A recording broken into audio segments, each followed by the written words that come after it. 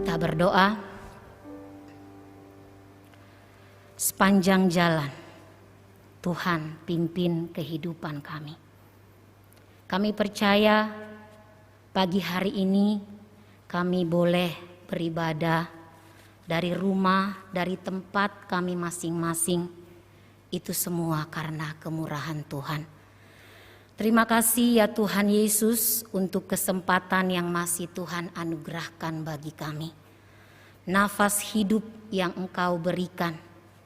Terima kasih ya Tuhan. Pagi hari ini kami mau mendengarkan firman-Mu. Allah Roh Kudus tolong kami.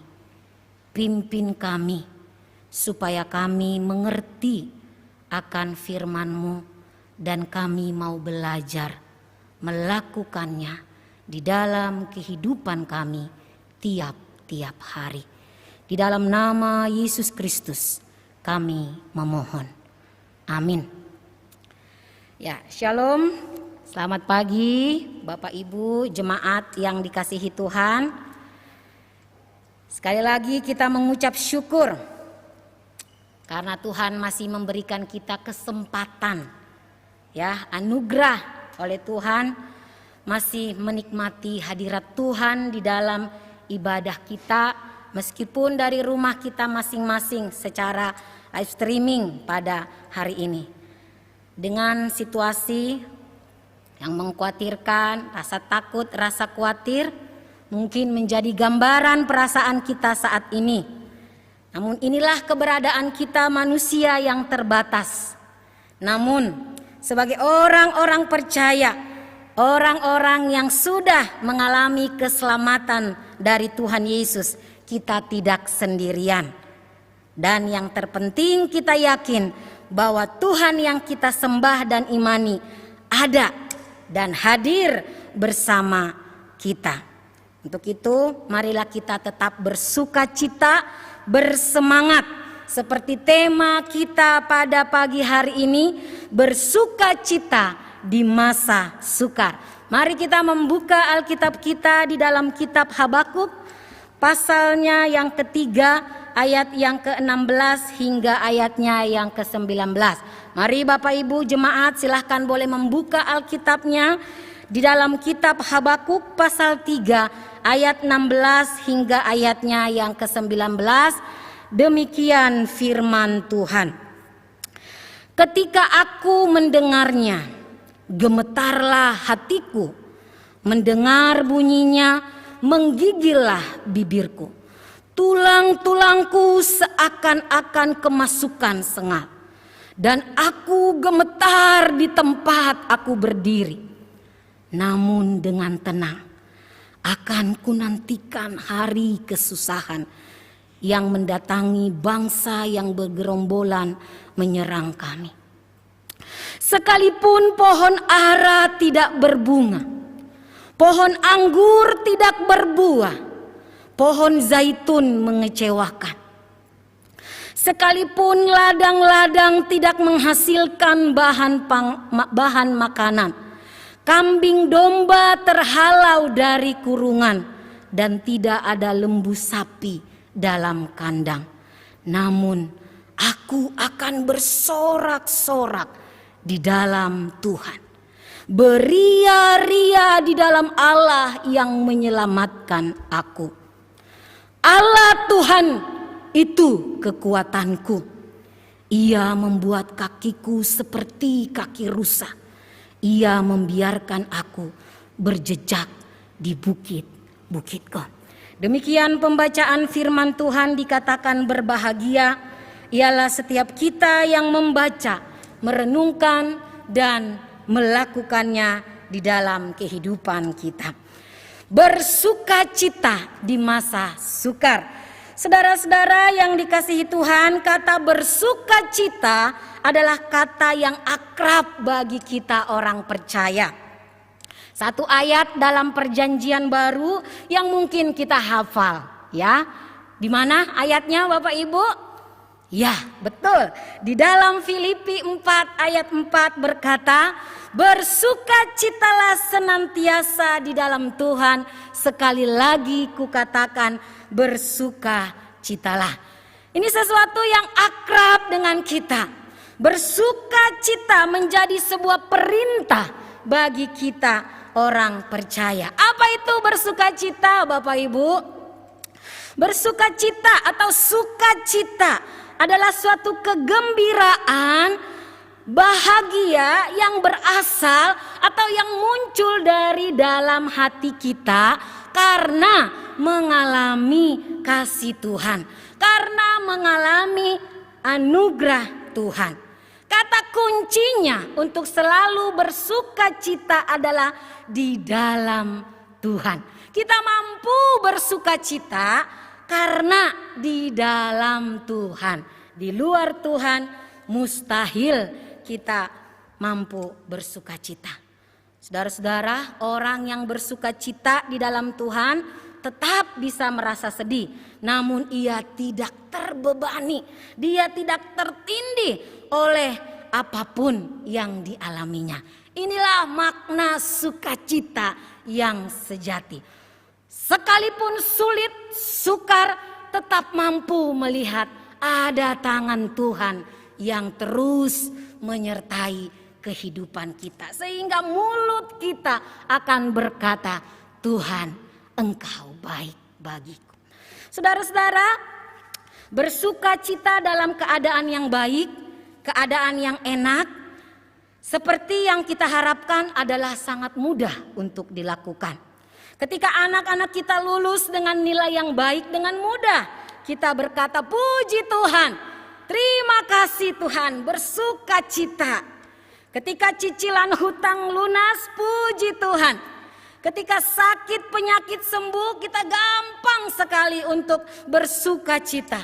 Ketika usaha lancar pun sangat gampang, mudah bagi kita untuk bersukacita. Akan tetapi bersukacita di masa sukar, di masa-masa sulit, di dalam penderitaan adalah hal yang sulit untuk dilakukan.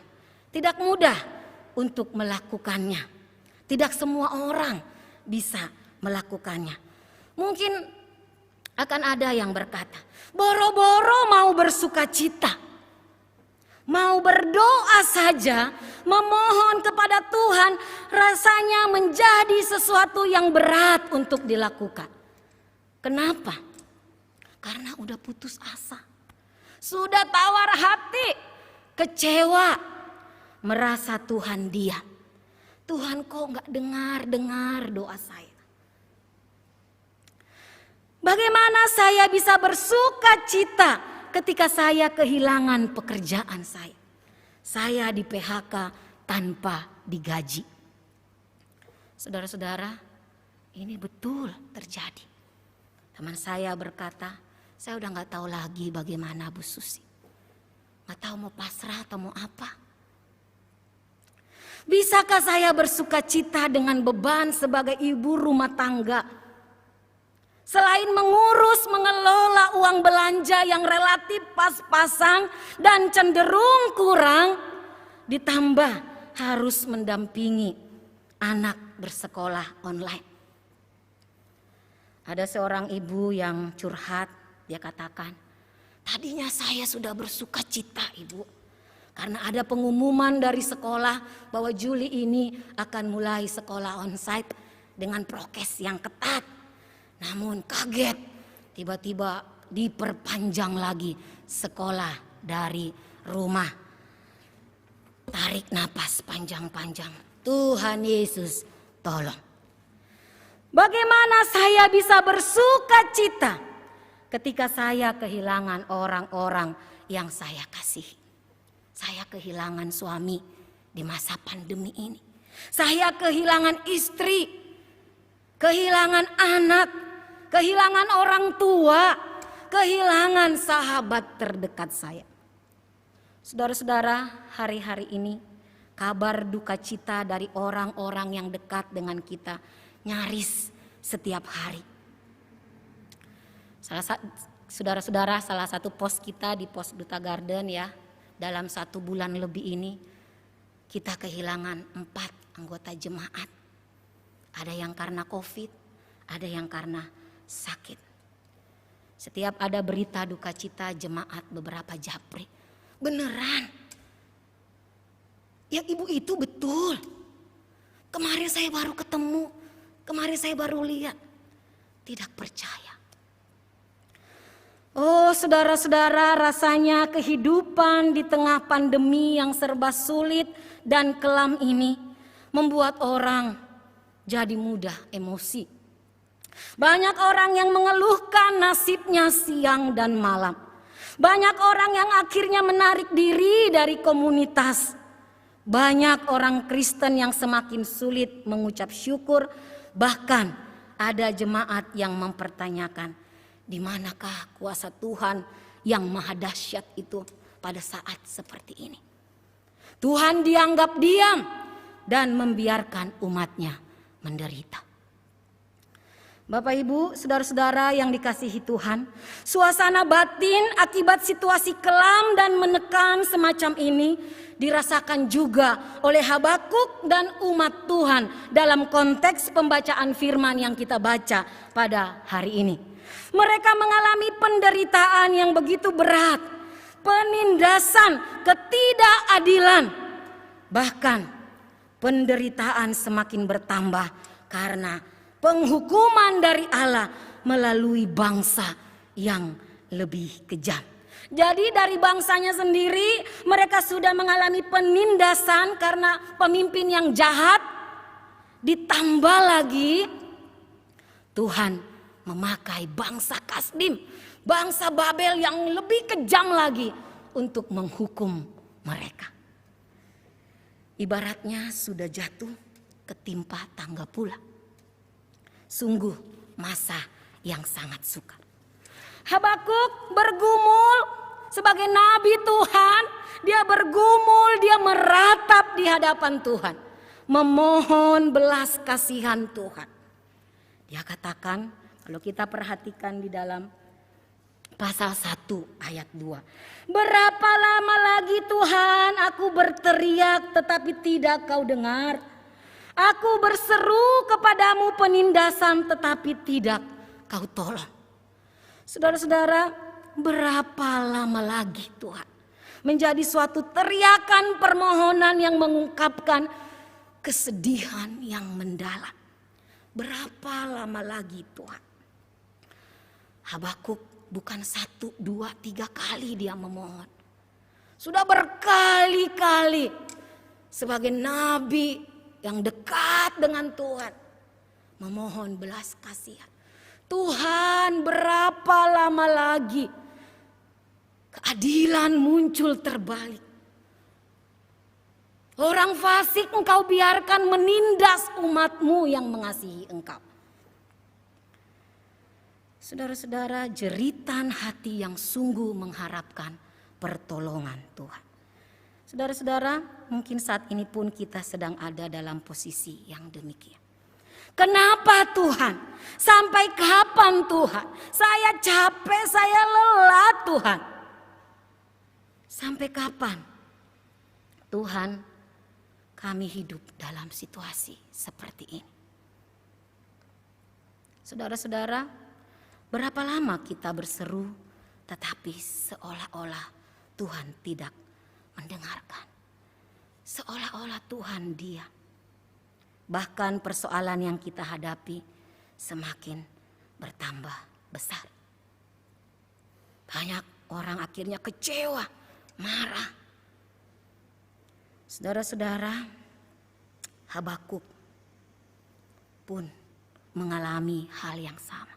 Dia bergumul, dia meratap, dia memohon kepada Tuhan. Namun di dalam pasal 3 yang kita baca ini menjadi suatu respon doa yang indah Habakuk sampaikan di hadapan Tuhan. Kendati pun jawaban Tuhan tidak sesuai yang dia mau, tidak sesuai dengan apa yang umat harapkan pada masa itu. Mereka ingin dibebaskan, di dalam murka ingatlah kasih sayang ya Tuhan. Tetapi jawaban Tuhan, saya akan menyerahkan kalian. Saya yang memakai bangsa Kasdim untuk menghukum kalian. jawabannya tidak sesuai yang diharapkan. Bahkan penderitaan akan bertambah. Namun dalam keadaan yang sangat kelam dan menekan itu, Habakuk tidak mau kehilangan kepercayaannya kepada Tuhan. Habakuk tetap memilih untuk bersuka cita di dalam Tuhan. Kendatipun penderitaan, kesukaran akan mereka hadapi. Dalam doanya kita perhatikan di dalam ayat yang ke-16. Ketika aku mendengarnya, gemetarlah hatiku, ada ketakutan yang luar biasa. Mendengar bunyinya menggigillah bibirku, tulang-tulangku seakan kemasukan sengat. Gambaran kondisi yang mengerikan yang dia rasakan. Tapi suatu respon yang sangat luar biasa, dia katakan, namun dengan tenang akan kunantikan hari kesusahan yang akan mendatangi bangsa yang bergerombolan menyerang kami. Dengan tenang akan kunantikan hari kesusahan. Artinya ada kesiapan hati, tetap tenang menantikan hari kesusahan. Ini iman yang sangat luar biasa. Tetap tenang, siap menunggu serangan yang akan menyengsarakan, memporak-porandakan, siap menghadapi penindasan dari bangsa yang sangat kejam. Bapak Ibu, memiliki sikap tenang, sabar di masa-masa yang sulit tidak mudah. Rasanya tidak sanggup untuk kita bisa memiliki sikap yang tenang. Hal ini bisa terjadi hanya karena kita punya Tuhan. Habakuk punya keyakinan bahwa Allah berdaulat atas setiap peristiwa yang terjadi. Itu bisa kita lihat di dalam doanya dari ayat 1 sampai 15, Bapak Ibu. Bagaimana dia mengingat akan kedaulatan Tuhan. Allah yang maha kuasa, Allah yang maha dahsyat, yang membebaskan mereka dari Mesir, dari perbudakan. Dia mengingat akan kebaikan-kebaikan Tuhan yang tidak akan pernah meninggalkan mereka. Lagi di ayat 17 dia katakan, sekalipun pohon ara tidak berbunga, pohon anggur tidak berbuah, hasil pohon zaitun mengecewakan, ladang-ladang tidak menghasilkan bahan makanan, kambing domba terhalau dari kurungan, tidak ada lembu sapi dalam kandang. Saudara-saudara, semua ini pohon ara, pohon anggur, pohon zaitun, ladang, kambing domba, lembu sapi adalah penghasilan paling pokok dalam kehidupan mereka. Itu adalah hal yang sangat penting di dalam perekonomian mereka, kebutuhan utama mereka, lambang kehormatan, kekayaan mereka. Tapi semua itu akan hilang lenyap. Sesuatu yang penting, sesuatu yang pokok, yang menjadi kebutuhan hidup sehari-hari akan hilang lenyap. Namun respon sekali lagi yang ditunjukkan oleh Habakuk dalam doanya, aku akan bersorak-sorak di dalam Tuhan, beria-ria di dalam Allah yang menyelamatkan aku. Pertanyaannya, mengapa Habakuk tetap mampu memuji Tuhan dan memilih untuk bersuka cita di dalam keadaan yang sukar? Jawabannya yang pertama adalah Habakuk percaya Tuhan memberikan kekuatan. Habakuk percaya Tuhan memberikan kekuatan. Allah Tuhanku itu kekuatanku. Ia membuat kakiku seperti kaki rusa. Kesulitan, kesukaran, penderitaan tidak bisa dihindari. Hanya dengan keyakinan dan pengharapan bahwa Tuhan akan membuatnya tetap kuat, cekatan menjalani akan kehidupan ini. Seperti seekor rusa yang tidak terjatuh. Karena Tuhan mengaruniakan kaki yang kuat, cekatan. Saudara-saudara, rusa adalah binatang yang lemah dan selalu menjadi incaran binatang buas. Tetapi kekuatan kakinya untuk berlari, melompat jauh, membuatnya terhindar dari berbagai serangan.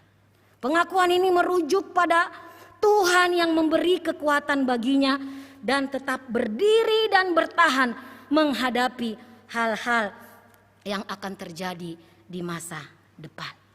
Habakuk yakin Tuhan memberikan kasih dan karunia-Nya agar tidak terjatuh dalam situasi apapun. Bagaimana dengan kita, Bapak Ibu? Percayakah kita bahwa Tuhan akan memberikan kekuatan dalam melewati masa-masa sulit di depan kita? Saudara-saudara, dalam masa pandemi ini kita tidak kuasa untuk menghindari akan wabah COVID ini. Banyak yang berkata, saya sudah prokes ketat sedemikian, namun terpapar juga. Saya sudah membatasi diri, namun terpapar juga. Saudara-saudara, kita tidak tahu persis keberadaan virus ini, penularannya dan lain sebagainya. Yang bisa kita lakukan hanya berjaga-jaga, taat aturan. Namun saudara-saudara, kalau akhirnya terpapar juga, baiklah kita berdoa kepada Tuhan. Yakin dan percayalah. Tetaplah pengharapan bahwa Tuhan akan memberikan kekuatan untuk kita melewatinya. Diberikan kesabaran dan ketenangan. Tuhan memampukan kita melewatinya. Ini yang bisa kita lakukan saat-saat ini. Bagi saudara-saudara yang saat ini terpapar, sedang isoman di rumah ataupun di rumah sakit, sedang berjuang untuk kesembuhan. Percayalah, yakinlah, Tuhan pasti memberikan kekuatan untuk kita melewatinya. Atau ketika saat ini kita sedang berjuang untuk bangkit dari keterhilangan orang-orang yang kita cintai di masa pandemi ini. Percayalah, Tuhan memberikan kekuatan bagi kita untuk menjalani hidup kendati pun tidak bersama orang yang kita cintai. Yang kedua, saudara-saudara, apa yang membuat kita bisa atau mampu bersuka cita di masa sukar? Yang pertama tadi percaya Tuhan memberikan kekuatan. Yang kedua adalah keyakinan dan pengharapan kita bahwa Tuhanlah sumber keselamatan.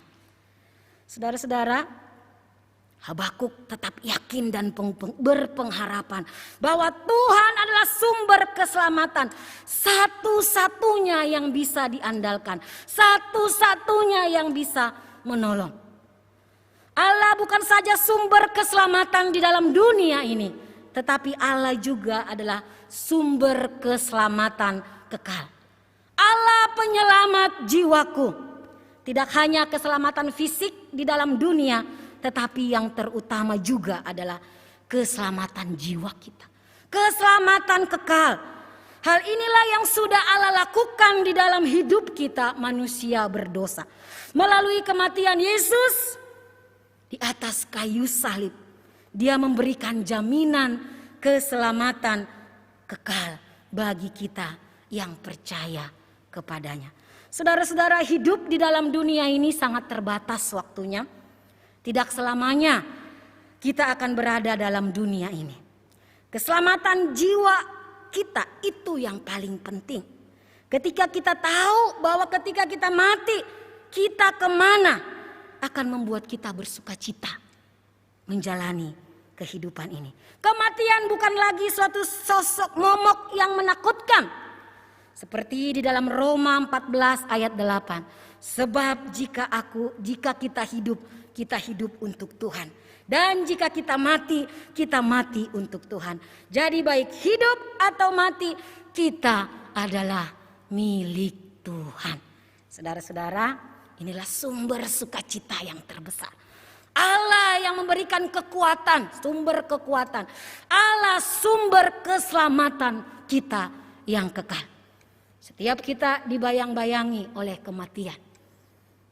Namun kematian bukanlah akhir segalanya bagi kita yang percaya. Tetapi menjadi awal kehidupan yang kekal bersama dengan Tuhan di surga yang mulia. Inilah sumber sukacita di dalam menghadapi masa-masa sukar ini. Saudara-saudara, sekali lagi, dalam menghadapi pandemi COVID yang semoga cepat berakhir ini, baiklah kita boleh belajar dari iman, keyakinan Nabi Habakuk, bahwa keyakinan dan pengharapan kita tidak diletakkan pada situasi dan kondisi yang ada di sekitar kita. Kita tidak mengandalkan kekayaan, pengetahuan, relasi atau apapun yang ada di dalam dunia yang mudah berubah ini. Satu-satunya yang kita andalkan adalah Tuhan Yesus Juru Selamat. Biarlah kita belajar bahwa tidak ada keuntungan dari sikap meratapi nasib buruk, mencari kambing hitam, menarik diri dari pergaulan atau persekutuan, tidak produktif, bahkan jatuh dalam penghujatan kepada Tuhan. Manakala harus berhadapan dengan situasi-situasi yang berat. Marilah kita memilih untuk tetap menjaga hati kita, percaya, mempercayakan diri kepada Allah yang menyelamatkan kita. Kita tetap bisa memuji Tuhan, memuliakan Tuhan, bersukacita, bersyukur. Karena kita tahu Dialah sumber kekuatan dan keselamatan kekal kita. Kiranya firman Tuhan ini memberkati kita. Kita berdoa.